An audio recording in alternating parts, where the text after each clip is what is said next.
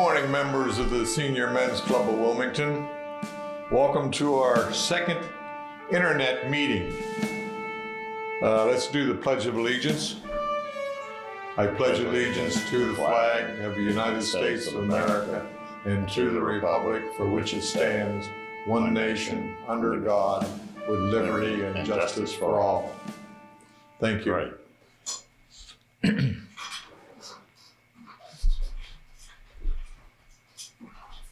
I have a few announcements to make before we turn it over to the program. At last count, our first presentation, was viewed 183 times. Comments from the members noted that the ease of viewing the program and the technicians who produced the program at TRU Colors did a very professional job. Thank you. A second thing, during the month of August, George Ball, who was the president of our club in 2004, died on August 12th. Please take a moment to keep George and his family in your thoughts. Thank you. Our next presentation will be on October the 9th. Following a long tradition of having the chief of the Wilmington Police Department speak to our club, the new Wilmington Chief of Police, Chief Williams, will be here to talk to you. If you have any questions, email those questions to me at jag4440@yahoo.com, and we'll present them to the chief at the end of his presentation. A romantic wife of one of our members, who is less romantic than his wife, and she sent him a text. And the text said, "If you are sleeping, send me your dreams. If you are laughing, send me your smile. If you are eating, send me a bite. If you are drinking, send me a sip. And if you're crying, send me your tears. I love you." Well, he responded to her in a less than romantic way. He said, "I'm on the toilet. Please advise." Oh, man. Okay, here to introduce our program is George Sr. George? All right. We'll thank the folks at TRU Colors for videoing this, and the video that they had made several months ago talking about what TRU Colors is, and I think it's a very interesting thing. So TRU Colors is a large brewery founded by George Taylor Jr. and rival gang members.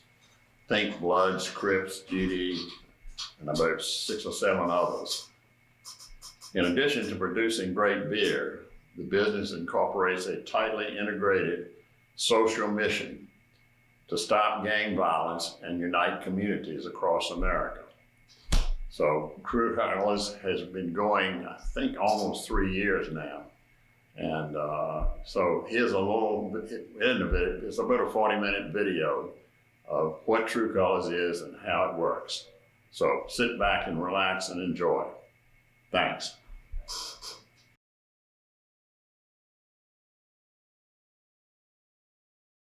So hi, I'm Preston. Before we get into the story about TRU Colors, I want to give you a brief background about myself. I'm a father of 2 beautiful kids. I'm a level 1 Cicerone, which most people may not know. That's similar to sommelier in the beer world. I also run the brewery operations team at TRU Colors, and I'm a gang member.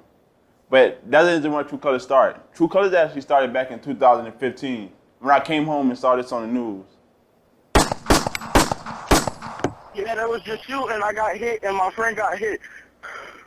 Shane! Hang on 1 second. Shane, bro. Tragic call, right? Thing is, that didn't bother me during that time because it seemed normal at that time, especially being an active gang member out in the streets. But the thing that did bother me was this was a 15-year-old kid. I felt he was too young to be murdered. And I'm pretty sure other people in the community felt some type of way too. You know, Press, that's the interesting thing that happens is when that sort of a violence occurs regularly, people begin to see it as normal and they become numb. But for me, I was on the opposite end of the spectrum. You know, I lived in a bubble, frankly, and was just sort of comfortably unaware of any of this prior to Shane's death. But when I got home that night and saw this newscast, I was pissed. I was like, I can't believe this is happening in our city. I can't believe there's somebody out there who thinks it's okay to drive down the street, wave a pistol out the car, pull the trigger and kill somebody. And so, you know, the first thing I did is I reached out to the DA and the police department and I said, hey man, I want to meet whoever you guys think is top gangster because this is bullshit and I want to understand what is going on. And they introduced me to 2 or 3 guys that they said had a lot of influence on the street. And that's really, frankly, how all this sort of got started. It's a funny story because I was actually one of those 2 or 3 guys. And the crazy part about the story is I actually got a call from a detective. And as a person with a criminal background, gang member, and somebody who's with the street culture of not talking to police, I lost my shit. I mean, I was ready to skip town, throw away my phone, just totally become a ghost. But I said, hey, I'm going to give this guy George a chance. I'm going to see what he's talking about and hear him out. So I actually Googled George, believe it or not. Yeah, a gang member using Google before he goes on the interview. And I said, hey, if the guy is the police, they can put on a shirt and tie. That way he won't inspect it. However, when I met with George, I had no idea. By him looking at me, he already thought I was some type of choir boy. And for the next 3 months, I wouldn't even hear from him while he talked to other guys. Yeah, so I thought the cops had just completely made a huge mistake and sent the wrong guy over because he didn't fit the part. Fortunately, the other 2 guys who did show up walked the talk, looked the way they were supposed to, at least in my eyes at the time. And they began to introduce me around and I began to meet other gang members. And that kind of led me on this 2-year journey, if you would, with the gangs, trying to understand what was driving the violence and whether there was anything that we could do about it. And what I learned during that 2 years was completely different than what I thought coming in. You know, I thought if you were a gang member, your primary job was to shoot people and sell drugs. So if you watch the news, that's really all you see, right? But what I found, though, was quite different. What I found was that gangs are probably much more akin to, I don't know, a brotherhood than organized crime, that they have within them mission statements and key values that any of us would be proud to be a part of. Things like loyalty and brotherhood, community, knowledge, growth, things like that, right? Secondly, I learned that most gang members, the vast majority of them, don't do illegal stuff. In my estimation, depending on what city we're talking in, anywhere from 25 to 35% of gang members maybe are involved in some sort of criminal activity. Most of them, though, the rest of them, they're in our high schools, they're working at fast food restaurants, they're working in grocery stores, or they're not working at all. And then lastly, and this was important to me, I had this image in my head that if you were in the gangs, they were heavily invested in the drug trade, and that there was some dude out in, I don't know, Compton that was the OG that was pushing bricks of heroin through the system, right? That's just what I thought. Totally untrue. If you're in the gangs, you do not need to sell, you don't have to sell drugs. And people who are large drug distributors, they look much more like me or a South American person than they do a gang member. So with that, you know, I was getting more and more optimistic that maybe there's an opportunity to do something here. And I started traveling around the country. And what I was interested in finding out is what are other cities and what are other organizations doing to combat the gang violence in their city. And what I found was interesting. There are kind of like 2 approaches that organizations take. One, either you work with the kids or middle schoolers and you try to convince them not to join gangs, which clearly isn't working or we wouldn't have gangs, right? Or secondly, and probably the best example of this is Homeboy Industry out in LA. They do a fabulous job of this. They work with guys that are like 40 years or older, generally, who are coming out of being incarcerated for 10 years or so, and they bring them into their organization, they teach them skills, and they try to re-enter them into society. So the main thing they're fighting, right, is recidivism. None of those 2 solutions really address what's going on in the street right here and right now. And that was what I was interested in. If we wanted to find a way to stop the violence I don't know, the next weeks and months, not years and decades, what would we do? And what I began to believe is that if you're going to deal with the violence on the streets, you've got to work with the people that are either in or around what's going on the streets. And I couldn't find anyone outside of the police and the prison system that was working with that population. But I believe very strongly that's where True Colors needed to be if we were going to have the impact we wanted in the time frame that we wanted. And so I started hosting meetings over at one of the companies I lead called Untapped. Untapped is a software company. It's got about 150 people in it. It's in the beer industry. Anyway, they've also got a really nice conference room that holds lots of people with a big screen on the TV, big screen TV up on the wall. And what we were doing was we invited anyone who was an active gang member, we invited to Untapped on Saturday mornings. And we had up on the big screen what was effectively like a software pitch. I was up there with my PowerPoint deck, right? Trying to explain to people what we might do in order to stop the violence. And Press, you were one of the ones who was there from the beginning and all the way through. Once you took your suit off, thank God. Can you, like, it was pretty sketchy in the beginning, right? Indeed it was. I mean, in the beginning, you had about 4 or 5 of us just coming in together. There wasn't too many of us there. But about week 3 or 4, you had about 70 guys. I'm talking about guys who was beefing on the street the night before, guys who still have gun beef, and I'm pretty sure guys with weapons on them all in one room in an instant situation just trying to listen to what this white guy's saying. Yeah, the white guy thing was always a problem in the beginning. Or, you know what? It was probably more of a problem in my head because I kept asking him, like, are you guys cool with this white dude being up here talking to you about this? Everybody's like, dude, get over it. Anyway, the other thing that I kept harping on was, okay, listen, I know what's going on the streets. I know there's beef out there. I know there's beef between different groups. If we do something, if we put together this company, if we organize this company, how do I know it's not going to be a shit show and you guys are going to be, fighting in the middle of the company? And by fighting, I mean with weapons. And I kept asking this over and over again every Saturday, multiple times, and I kept hearing, no, it's okay, you guys don't worry about it. Finally, this dude, after like 5 Saturdays, stands up, Steve, I think it was, says, hey, look, dude, you don't get it. You need to quit asking the question because here's the deal. Opportunity is the great equalizer, and if you give us the opportunity, we will make it happen, so just let's move. And that was sort of like an epiphany that I had, and it finally sunk into my thick head, I guess, that he was right. And so I had made the decision then, okay, we're going to start taking the next steps to make this a real company. So we actually decided to run a test. Like George said, he has a software company called Untapped. It has about 150 people. Well, Untapped actually has a sales boot camp. So we decided to take 3 guys off the street who we knew was good at selling stuff. We wanted to see if we could actually transfer street skills into business skills. I mean, think about it. These guys are good at sales, finances, and collections. And we also wanted to see if they could actually adapt to the culture. I mean, we are talking about 12 millennials as white college grads. Very different environment than what these guys are used to. But believe it or not, within 3 days, these guys are actually the most popular people in the whole building. And within 3 months, one of them actually held a sales record that's just recently been broken. However, we thought, well, geez, did we just get lucky with these 3 guys? So we said, hey, let's go a little bit further. We picked the word out and we said, hey, if you have any status over these games, we want to actually bring you in. We want to pay you $50,000 a year so we can compete with street money. We're going to put you through a 2-month boot camp, and we're going to judge you on these 3 things to see if we move forward with this business. The 3 things was, can you be disciplined and be positive about what we're doing? Can you take in the new knowledge that we're about to pour into you? And most of all, can you show us that you have the influence over roughly 700 to 800 gang members under you, and we not see one shot fired during this 2-month boot camp? Believe it or not, slowly but surely over time, things started to change.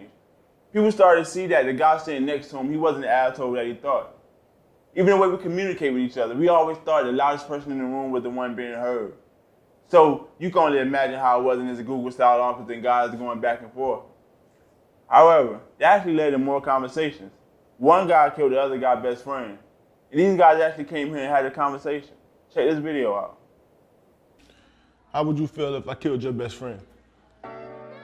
It was 2 dudes from 2 different sides of town who was ready to die for what we believed in. It started with him stabbing me after a fight, you know what I'm saying? What the beef was about, I honestly couldn't tell you. I don't know. He got shot. Fortunate for me, I survived, but how can we fix this? And it all started from me having a desire to want to go talk to him and see how he feels. Like I said, man, I appreciate them approaching me, man, and starting that conversation, man. 'Cause without that conversation, man, we wouldn't be where we at right now. Living true. Now we're both employees at True Colors Brewing Company, and it's much bigger than what it seems. It's more like a brotherhood.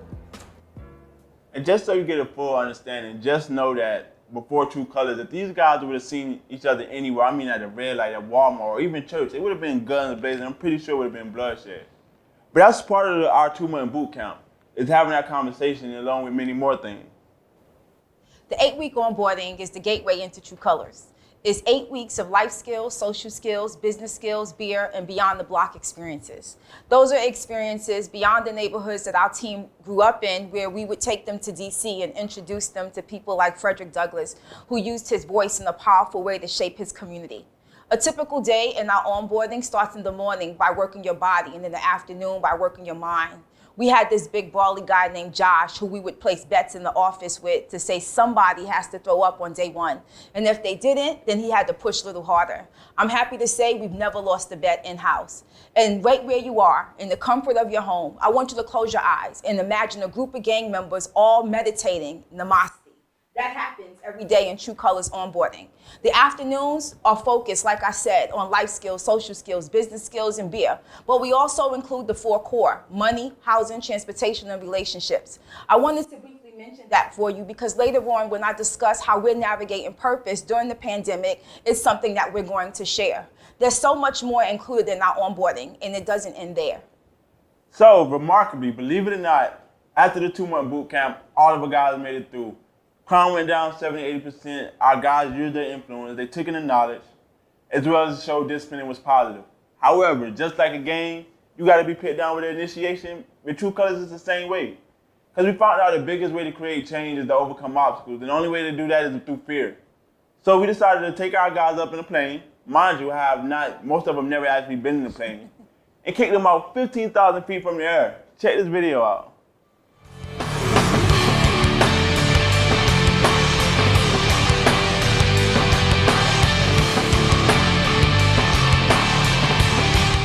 That's pretty crazy, right? Jumping out of the plane. But as Press said, like for us, that became sort of a defining moment. These guys never flown before. The only people I know that have taken off and never landed. But what happens when they get to the bottom is that they almost all say, man, I left all my stuff up there in the air. And they feel very empowered and are very positive and energized going forward. But anyway, coming out of the jump, coming out of the test that Press talked about with all of the gang leaders, I obviously was very optimistic and decided that, okay, this looks like this could work. If you bring rivals together, if you give them opportunity, you can stop the violence. So in 2018, we launched True Colors with a whole bunch of rival gang leaders. The idea was we were going to form this for-profit company with a very tightly integrated social mission to stop violence and unite communities across the country. Big goal, right? But we've got data to back up that it works. The vision of the company is simple and clear. We spark others to break barriers, igniting unity, prosperity, and peace. That's what True Colors is all about. And the way we formed the company, we broke it into 2 different sort of divisions, if you would. We've got the business side, which is what you would expect. It's beer and a restaurant component. But then on the other side, we've got our social mission platform, which is obviously very important. I mean, if you think about it in the end, there are a lot of breweries out in America. Probably don't need another one. But with us, we believe because of the social mission, a lot of people will be attracted to our beer, and we've seen that that's absolutely true. I'm going to get into how these divisions work in just a minute, but before I do, if you look at how True Colors sort of moves people through the company, the most important thing are those first 2 months that KO touched on briefly. And I want to talk about that for just a minute. This is our process here that we say takes us from the very beginning all the way through to prosperity, which we believe leads to peace. And each component in the process is important.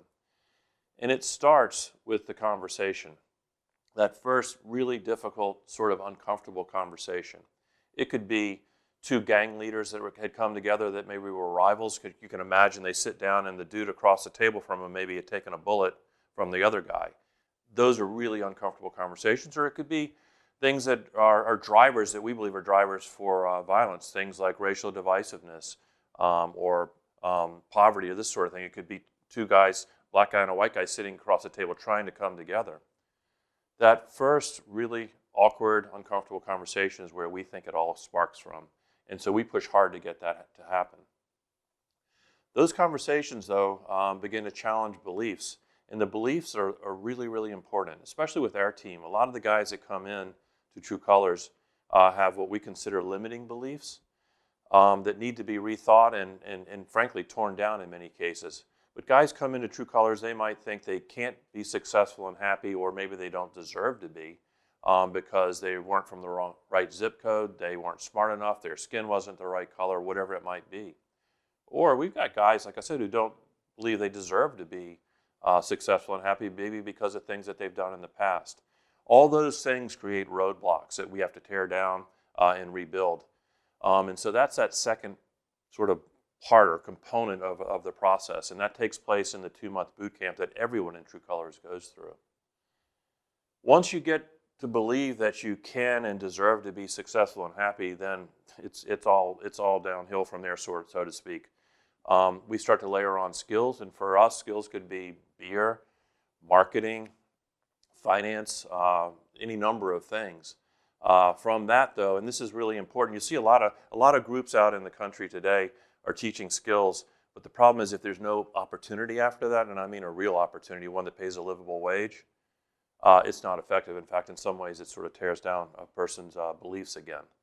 So we, as soon as the skills are taught, we work hard to make sure there's an opportunity that pays a livable wage within True Colors or outside of True Colors, and I'll talk about that in just a minute. From that opportunity then comes growth, and from growth, prosperity, and eventually prosperity, peace. And that's sort of the long process that everyone has to go through. I say long, it's months, it's not years. But we do believe that it's critical that every one of those components take place. And I want to show you this video. When we talk about beliefs, I want to show you this video because this is a really good example, at least in my mind, of a shift in what people believe. Guys come in off the street, especially if you're active on the street and you're affiliated with some sort of, with a gang. You don't really talk about things that go on the street. You don't talk about violence. You don't talk about guns. Obviously, you just don't talk about that stuff. Well, if you come into True Colors, one of the first things you're going to be asked to do after you get through the boot camp and the work regarding limiting beliefs is to say that you're against gun violence. You stand against gun violence. It's an important thing to state, and we capture that on video, and then we put it out. I mean, it's on Facebook, and we push it out there so all of your friends see it, all of your family, gang members, whatever it may be, everyone sees it. And I want you to watch this video because this is so out of character for our team, but yet, after they go through that 2-month boot camp, this is very much what they believe. Check this out.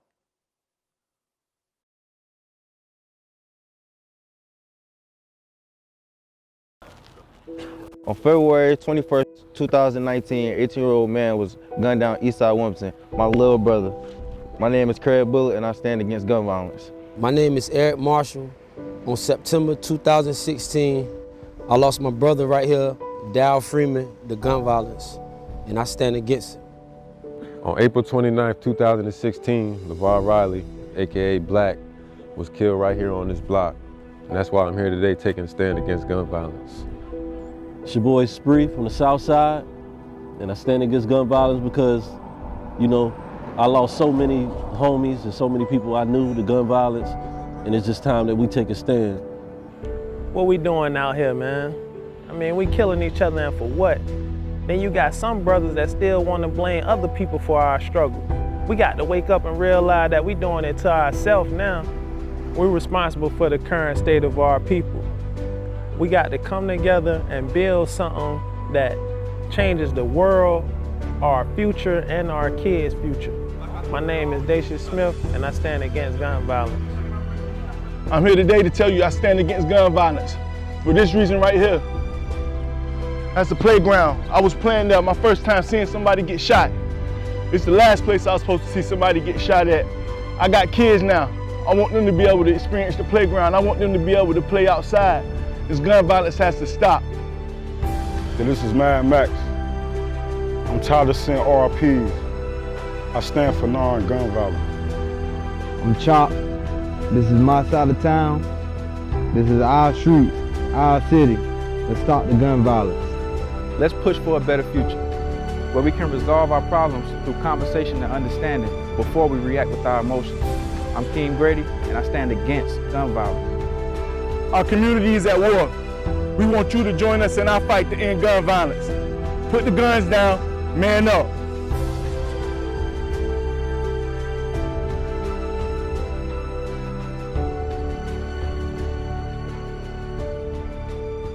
So that's pretty amazing, right?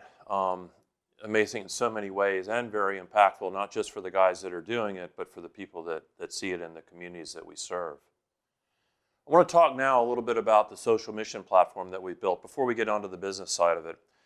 Because this is like, if we look at the process, like it's, okay, we got to get everyone's beliefs right, we've got to get our social mission right, because that's a really key component, one, to who we are and what we care about, but also to why people will care about True Colors.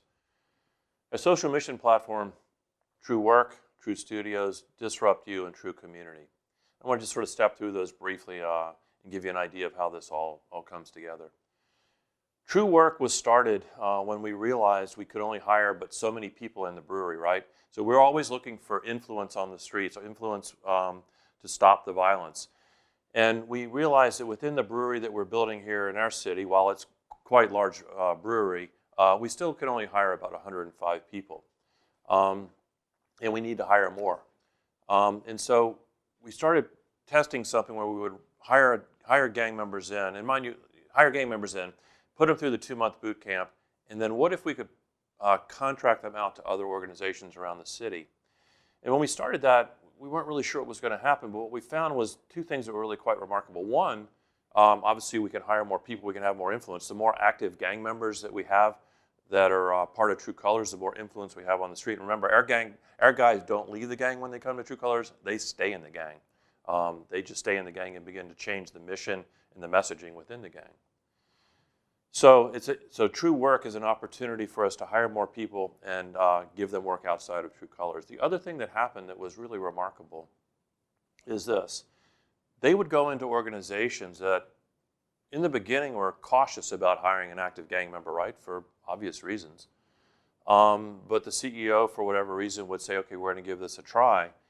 And within days, sort of like the story that Press told about those 3 guys in the first test coming into Untapped, within days, our guys will go into these companies and very quickly begin to change the perception of the employees in the other companies. And so they might go into a manufacturing company, construction, landscaping. They've been at Untapped doing data entry, any variety of roles. And so what happens is they go in there, it might be a company with 200 employees, all of a sudden that's 200 people that begin to rethink what's possible in this community. And then they tell another 200 people, and you can sort of see how it snowballs. And there is a point then where the community begins to tip and real change can happen. So True Work is really important for those 2 reasons. True Studios is important to True Colors because we believe strongly that media, whether some forms of art, so it's music, video,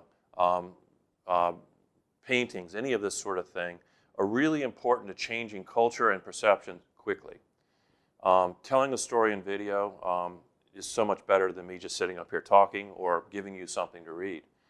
And so True Studios' goal is to tell very unique stories, stories that we have access to that others don't. Remember, we've got access to things that are going on in the gangs, things that are going into the projects, things that are going on in the streets that a lot of people don't have. And so they're building content to push out.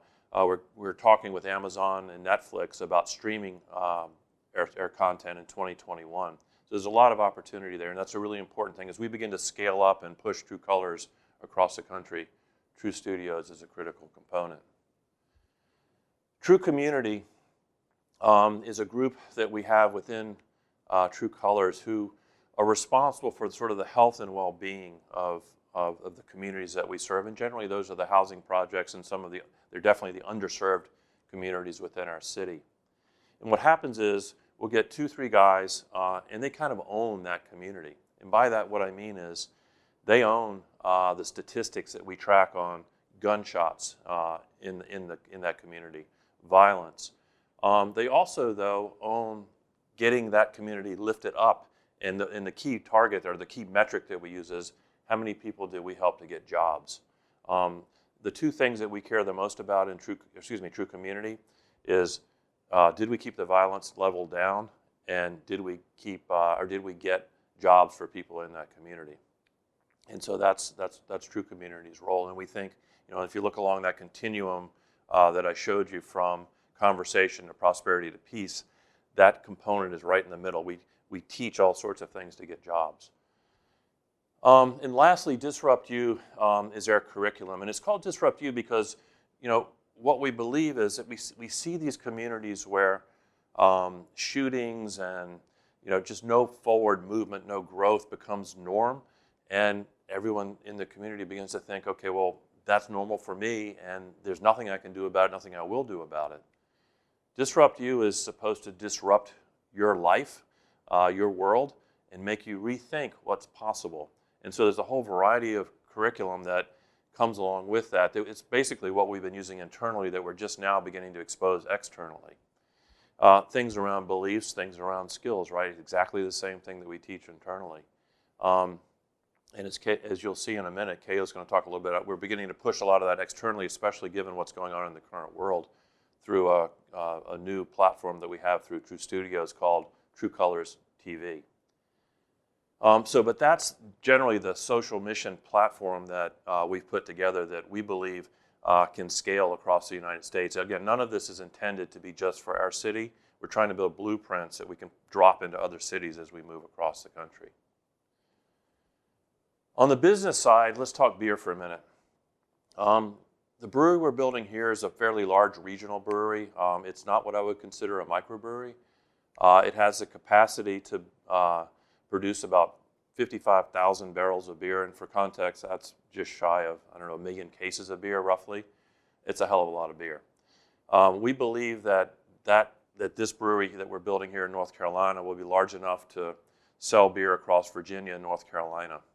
Our goal is to get our beer across the country within 24 months of the first can coming off the line. And to do that, we've partnered with a top 3 brewer in the world who has been just terrific to work with. And they've committed to help us get our beer across the country. Secondly, we've been super fortunate on the business side. We've got that brewer who stepped in to help. We also have all the major retailers and venues willing to sell our beer. Distributors are stepping up to push our beer because they care deeply about the social mission, right? We also have a lot of press, a lot of media that's been stepping in to tell our story when we launch the beer. And so we feel very fortunate and very optimistic about our ability to sell beer across the country over the next couple of years. And that's critical. If our goal, is to drive our social mission across the country, it has to be supported by beer sales. Here's some pictures of our beer. Remember, so we're not really a microbrewery in the traditional sense, so you're not going to see all these IPAs and stouts and porters, which I love. Instead, our goal is to appeal to as many people as possible. And so, our first beer coming off the line that you'll see in supermarkets and venues and that sort of thing will be a light lager. We want to appeal to about roughly 80 to 90% of Americans like that type of beer. And so that's the first one that we will be pushing out, and you'll see it in all of the stores. To do this, we had to buy a big facility, or we had to build a big facility. This is a building that we bought. This is an old textile facility that we bought. It's in the hood in our city. It's about 65,000 square feet. It was just a shell when we bought it. As you can see, it's pretty run down. But we're transforming it currently. We're in the middle of a large construction project right now that should be finishing up later this year. And that will be when our brewery is finally online. But this facility will house all of our brewery operations plus a number of other things. If you look at this floor plan here, you can see In the front there is an entranceway, and we've got some really cool stuff we're going to be putting there, trying to describe. So I want our reception area to be so interesting and awesome that people want to come just to check it out. So on the left-hand side, we're going to have sort of this storytelling, experiential place where you can go and learn about gangs, good and bad things about what's going on in the gangs. Anyway, and then you can see the administrative area there. That's for marketing and sales and legal and admin and HR and all that sort of thing. What you'll see also is behind that is TRU Studios. In TRU Studios, as I said, that's where we'll be filming and capturing all our storytelling around through music and video. A couple of unique things that you'll see in TRU Colors facility that we think is really important for our team and for the community that we're in. We've got a healthcare facility like a MedAct that's going in there, which will be open to the community. We also have a gym. Again, we believe strongly that a healthy mind is, it's important to have a healthy body if you're going to have a healthy mind. And so we have a lot of work that we do around health and wellness. And then lastly, in the very back there, there's a daycare facility for about 65 or 67 kids, I believe it is, which will be the kids that, our employees' kids that will be attending that daycare. When it's all finished, you can see it'll look something like this, which is pretty friggin' awesome, right? It'll be a good place that we believe it'll be an important place in the community to bring people together of all kinds, people from the hood, people from the gated communities, people of all colors. It's a place for unity, it's a place for peace, it's a place for people to come together and talk about what we can do to move forward as a community. So we have this great plan in place for launch, through this year and into the next couple to be across the country in 2 years. And all that sort of thing. And then all of a sudden, like 3 weeks ago, we had COVID-19, which disrupted our plans, I'm sure yours as well. From my standpoint, I've got 3 startups that I lead. Untapped, which is a software company, National Speed, which is in the automotive space, and then of course TRU Colors. All 3 of those companies, when COVID hit, were in the middle of a financing round. So obviously, Untapped was able to get theirs completed, which was awesome. The other 2 pumped the brakes on that. Whether it's you're looking at TRU Colors or National Speed, all the investors called and said, "Hey, I love what you're doing.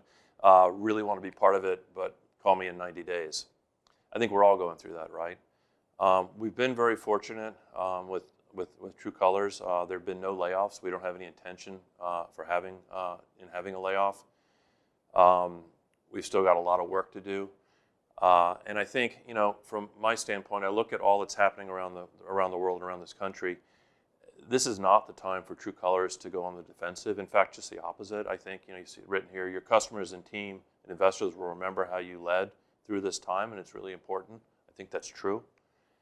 I also think given our mission, this is a time we should get more responsibly aggressive.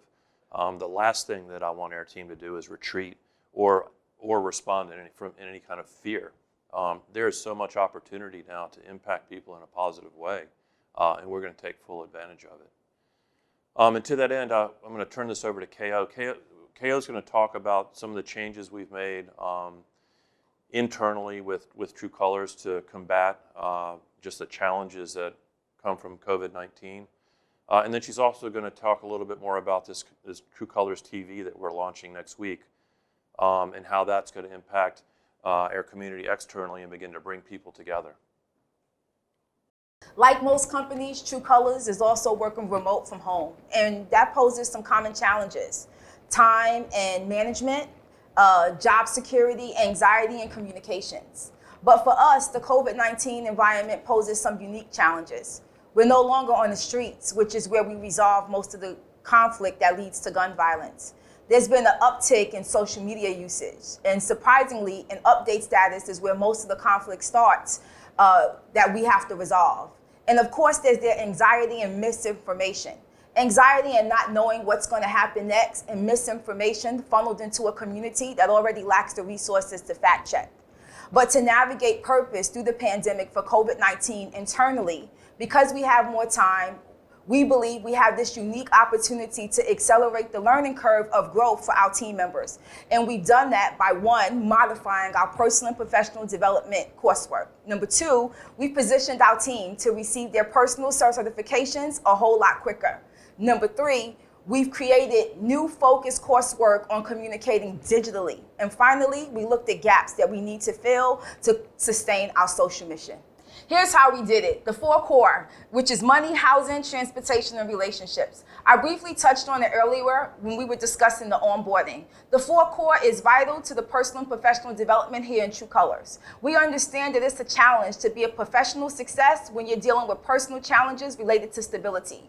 So by continuing to provide our team with tools on how to manage cash in a crisis, they can assist their peers in how to make wise financial decisions during times of transition. And then positioning our team members like Press, who you heard obtain his level 1 Cicerone to obtain his Cicerone 2. He'll tell you more about that. Yeah, so while we've been working remotely, one of the bright sides of working on my Cicerone 2 test is they actually have a tasting portion which is not in level 1. So for me, I've been able to have this time to taste more beer, learn more about the vocabulary. I mean, even doing things like creating flashcards, creating presentations to show the guys. So I'm able to retain that information for my level 2 Cicerone test in June. That's amazing. And then we have Dacius, who I spoke about briefly, who's actually running our health and wellness now, who's 75% into obtaining his certification as a personal trainer and nutritionist. He also gets this amazing opportunity to get hands-on experience by running our in-house wellness program. And that looks a lot different than the big burly trainer and yoga, even though we're still namaste on camera. It looks not just like wellness, but well checks. And it looks like balance and behavioral modification because things have changed. So we're doing things different. We realize because things are moving around us that we have to move different as well. And then the new coursework, focused on communication in a digital space. How do you have a conversation, connect with community, and build community in a digital neighborhood like Slack, like Microsoft Teams, or like the one we're using here today, Zoom? I want you to picture this. That second conversation with Steve and Dune, those conversations are vital to the success of True Colors. I want you to imagine trying to resolve conflict in a digital neighborhood like Zoom, arena that most of our team members aren't used to entering. The last week in March, we actually had to have a peace conversation to resolve an issue because if we still don't navigate those conversations, it can lead to violence or someone's death. And I know you're wondering how we fill gaps to sustain our social mission. So everything that we've taught, communications, navigating in digital spaces, we realize that the COVID-19 environment in the communities that we serve will always provide information that will showcase disparities and not necessarily opportunities. But by continuing to equip our team internally, they set the example so that they can navigate a space and teach their peers some of what they learn in-house. And this is powerful because for us, we're about facing everything that we do and we're introducing True TV. And that's amazing news. We're changing the narrative by fostering understanding and unity across our city through storytelling and sharing of information in a powerful way. We'll be available on Roku, Apple TV, Facebook Live, and YouTube. And listen, I know you're at home or you're in your office, but I want to make sure that you go to Facebook and click notifications so that you can stay up to date when we go live. I think that may be sometime next week, right, George? Absolutely. Yeah. Oh, it's exciting stuff. Some of the shows that will be showcased on True Colors TV is What's It Like? What does it look like to walk a mile in your shoes as an impact investor, as a conscious company, as an individual that works for a conscious company? Or what does it feel like to walk in the shoes of an active gang member? Exciting stuff. Another thing we'll be offering on True Colors TV is gang e-game tournaments. Similar to a football season, we'll have intermission, we'll have a national anthem, and what this does, it'll give active gang members something to do. So it'll keep them occupied and online doing something positive, but it also gives them the opportunity to engage in conversation. And who doesn't like a little friendly competition? Another show is Disrupt You. It's the 8-week onboarding, but more than that. We're about facing everything that we do in-house and offering it to the community in a creative way, where there'll be interaction, where we cook up conversation. And finally, we have room for things like workouts, track yoga, music, and entertainment. This is an opportunity for us to connect to the community. And remember, Apple TV, YouTube, Facebook Live, and Roku. What it boils down to is that your social mission, Your mission doesn't change in a pandemic. It stays the same. But the question that you have to ask yourself is, how does it look navigating in the digital space? For us, the vehicle that we're using, because our mission is still to stop gun violence and to still unite gang rivals, is we're using personal and professional development. We're accelerating learning growth. And now we're introducing TRU TV. So I want you to ask yourself today, what vehicle will you use to navigate during this pandemic to continue to sustain your social mission? Thanks, Kay. I appreciate it. I want to close with this, guys. There's a lot of stress in the world today with COVID-19, and it would certainly be natural for all of us to withdraw and sort of go into a defensive mode. But as they say, your character and your future is defined by your actions during difficult times. Everyone listening to this has the ability to act, whether you're an investor or a business person or working in a nonprofit. You have the ability to impact things in a positive way. And I think that's where we'd like to leave you from True Colors' standpoint. We encourage you all to lean in, connect with somebody, and make a difference. Thanks for listening.